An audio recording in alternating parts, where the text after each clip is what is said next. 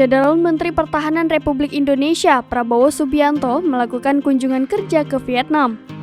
Prabowo langsung disambut Presiden Republik Sosialis Vietnam, IEM Nguyen Xuan Phuc, di kantor Presiden Vietnam Hanoi pada Jumat 13 Mei 2022.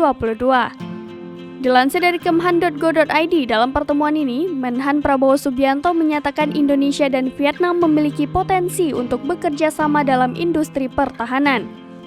Terlebih industri pertahanan Indonesia saat ini memiliki kemampuan untuk mendukung pemenuhan alutsista dalam negeri dan juga memenuhi pesanan dari luar negeri.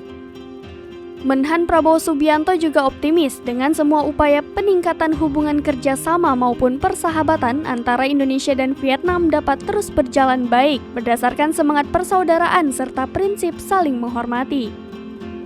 Dalam pertemuan tersebut, Prabowo memberikan cenderamata berupa keris Bali kepada Presiden Vietnam.